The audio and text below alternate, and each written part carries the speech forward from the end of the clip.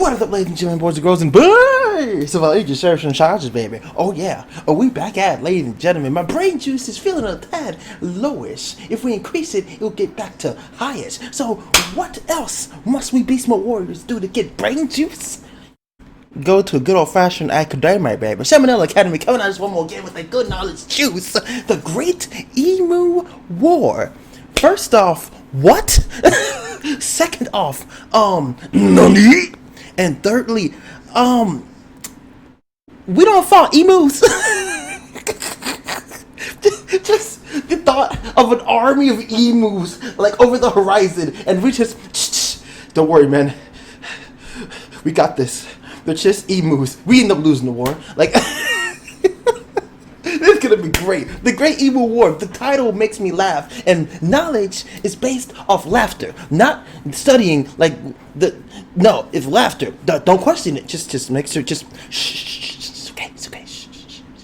Link in the description down below to the main man himself, Nella Academy. It's time for the Great Emu War, baby. Well, I knew it was gonna come, boys. It's time for war.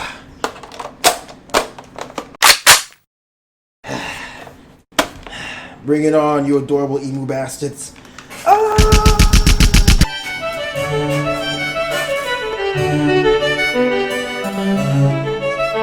Hey kids, today I'm going to talk about the Great Emu War. So here's what happened, right? Our story begins in Australia, home of the upside down llama. The year is 1932. A very large chunk of the country's population lives on homesteads, just putting seeds in the ground and waiting for food to show up, you know. But their lives are hard. Firstly, Australian soil kind of blows. It's pretty terrible for farming. Like on a scale from Margaret Thatcher's corpse to Octomom, Australia's soil is a solid Hillary Clinton in fertility. Secondly, the whole Great Depression thing's going on, which automatically makes everything suck worse. True. And third, and possibly most important, is the emu infestation. These gangly dill holes were all over the place, just walking on crops and crapping on crops and crapping on walks and cropping on craps and crabbing on docks and captain on the rocks. You get the idea. So the government evaluated the situation. They were like, well, let's weigh our options here. As a government, we could start spending even more money to secure the welfare of our citizens through this socioeconomic crisis, money that we barely even have. Or, alternatively, we could just start fucking slaughtering emus, so at least it looks like God! So that's what they did. Major G.P.W. Meredith of the Australian military was put in command of the operation, and he had a total of 2 soldiers at his disposal, each of which had a light machine gun. Additionally, the pair was given a total of 10,000 rounds of ammunition to be spent on taking out emus. So on paper, that sounds like a piece of cake. They're basically just big turkeys on stilts, so how hard could it be? Well, apparently, pretty freaking hard. Let me learn you kids a thing or two about emus. First of all, emus are tough as hell. Their bodies are basically like meat-laden tanks. They can definitely take a bullet or 3 and still keep running long enough to get away. Secondly, these fuckers have tactics. Like guerrilla warfare, it ain't got shit on emu warfare. They start out in a big herd or flock or pod, I don't really know. Let me Google it. Okay, a group of emus is technically called a mob. So you got a big mob of emus, right? And as soon as they sense danger, they break up into a bunch of little mobs and start scattering in every direction. So if you're spraying them down with a machine gun, you can't just whip it around all over the place. You have to focus your fire on one group at a time, meaning most of the others could get away pretty easily. I don't know if they had like a huddle beforehand or if this is just some coincidental product from their ridiculous bird minds, but it was effective either way. So between these two things, taking out the emus ended up being a huge struggle. Here's the story on what happened. So the crew went out in search of emus. The first time they found a mob, they started shooting before the guns were in range, so most of the emus got away. The second time, they waited until the emus were closer, but then the gun jammed, so most of the emus got away. And this sort of pattern went on for a while. At one point, they tried getting on the back of a truck. POS 3 times as close as the truck is gonna get. It's 11 at night, fucking feel me. I feel that. Listen, man, I've been in the art style. I know what it's like to suffer pain from drawing things. But the truck wasn't fast enough to catch up, and the ride was so bumpy that they couldn't aim properly, so most of the emus got away. By the time they got a fourth of the way through their ammo, after 2,500 shots, only 300 or so had been killed, which is tiny compared to the 20,000 birds said to be roaming the outback. At this point, they were like, alright, if I have to look at one more of these Jimmy-legged big bird wannabes, I'm gonna start screaming, so you know what? Fuck it. Let the farmers handle it. Then the farmers were like, hey, jackholes, we're still starving out here. You still haven't given us those subsidies you promised. We had to feed the kids fucking dingo meat, which, you know, it's a nice change of pace to have the kids eating the dingoes for once, but that's beside the point. Could you dicks keep at least trying to help us? Thanks. The guys were like, alright, don't get your bogans in a bundle. We'll keep going if only to prove a point. So they kept going, just finding mobs, thinning them out slightly, rinse and repeat, until finally they only had like 100 bullets. That's not good. In total, the unit only had 986 confirmed kills. Some units might have also died from their wounds after the fact, but still, a very large portion of the hordes was still alive. So the military was forced to surrender for real this time. Yes, that's right, kids. The emus won the war. Whoa, whoa, whoa, whoa. Wait a minute. So, you about to tell me that throughout that entire war, 9,000 rounds were used and the emus won the war? The emus. Well, just take a nice big L and slap it on the forehead of humanity, because we just lost the war against emus. Good job, good old-fashioned human race. We won the emu war. Spoilers, we effing didn't. Operation. The government put out a bounty on the emus, and that worked pretty well. Something like 50,000 bounties ended up being cashed out over 6 months in 1934. So the lesson here, kids, is that if you want to commit mass murder, don't crowdfund, crowdsource. Anyway, till next time, I'm Sam and Nella, and thank you for watching.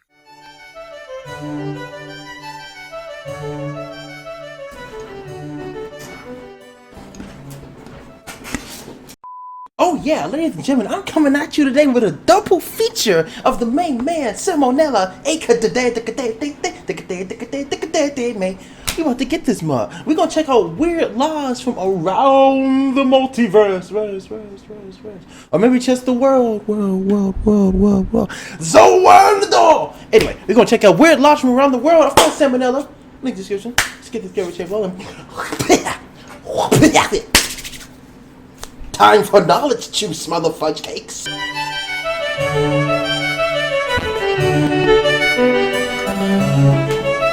Hey kids, today I'm going to talk about some of the strangest rules, regulations, and ordinances from around the globe. Our first one comes from the United Kingdom. In 1986, Parliament passed what is known as the Salmon Act, which, among other things, made it illegal to handle salmon in suspicious circumstances. The hell does that mean? Whatever that means. Oh shit! Police! Is that fucking fish Jenga? No! Here's another. In many Caribbean countries, it's illegal for a civilian to wear camouflage clothing in public. That makes sense. In other words, you're only allowed to wear really good camouflage. I've actually been to Jamaica. I actually went there, I think 2012 or something like that. But I actually went to Jamaica, and they kind of let us know, hey, look, any military personnel, you're good to go. But if you're a civilian having those good old-fashioned army pants, that's a no-go. So I can personally say that is indeed a rule that they enforce down there in Jamaica. Most of which exist on the state level. For example, in Oklahoma, you can be arrested for making an ugly face at a dog. Knowing the average panhandler, Wait a minute. Wait, hold on a second. Listen, I love dogs as much as the next guy, but what if your puppo is like... No, puppos are universally good. All dogs do go to heaven and whatnot. But you can get arrested for making a bad face? What if you get hit in the nuts, and then all of a sudden, you're like, ugh, and then a dog is right there. Like, no, you get over here. You're going to jail, motherfucker. Or else half the state would have to brown bag it just by default. And we can check this out. Say, hey kids, make a dumb joke. Don't cite any sources. Directly insult some demographic. Yeah! Content creation. Looking good. Moving on, in the state of Florida, and I don't really know why they'd have to enforce this one, it's considered unlawful to have sex with a porcupine.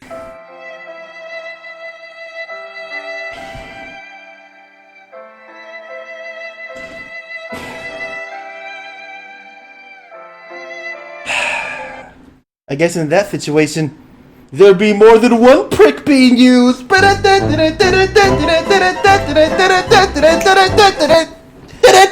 I'm actually a hedgehog. Oh. Carry on. Another good Florida law. This one really takes the tape. It's illegal for an unmarried female to go skydiving on Sunday. This is how I imagine that law coming into being, right? We need to ban skydiving. Why is that? The sky is God's domain. Us mortals have no right playing in it. I'm pretty sure God doesn't care about people jumping out of planes for fun. Okay, but how about we just ban people God doesn't like from skydiving, like unwed women? Oh! That is the most ridiculous thing I have ever heard. What if it's also the Lord's Day? Done! Okay, in China, it's actually illegal to reincarnate without the government's permission. Like a lot of Chinese policies, this law was mostly just put in place to piss off Tibet. Still though, Wait a minute. I'm sorry, I can't stop it. I just...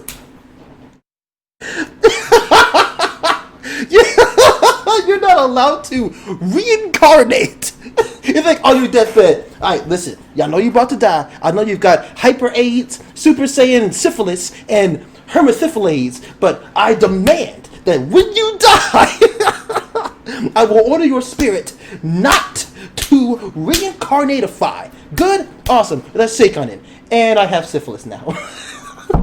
come in. Sir, we found this cat. Ah, this is where we saw that one We part. suspect it might have been a Buddhist in a past life. Huh. Better execute it just to That's be so safe. messed By up, your dude. orders, Captain. Mao. Wait a minute, did you hear Mao. that? Mao. There it is again. He said Mao. Oh my god. That must be Chairman Mao reincarnated. Sorry, sir, but the orders have already been given. No! Jesus Christ, you just killed our glorious leader. Oh god, you're right. What have I done? And and there's this murder. Yep, there it is. Yeah. Come in. Sir, we found another cat. Meow. Holy shit, that was fast. Anyway, that's all for today. Till next time, I'm Sam and Nella, and thank you for watching. Also, I have a Twitter now. Check the You description. got a Twitter? Follow him on Twitter. Cause I know I will definitely do that.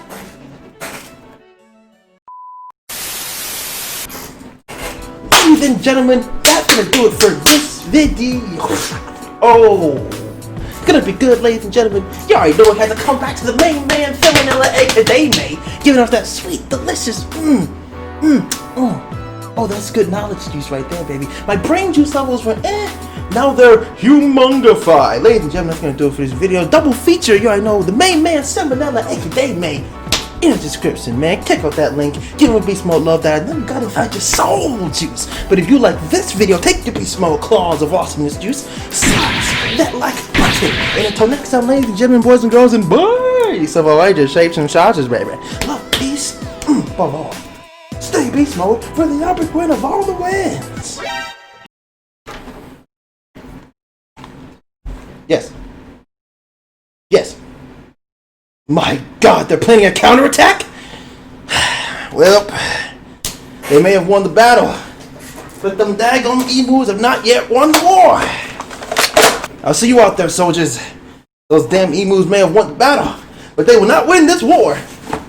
Let's go, motherfuckers. You want some of these evil bastards? Let's go!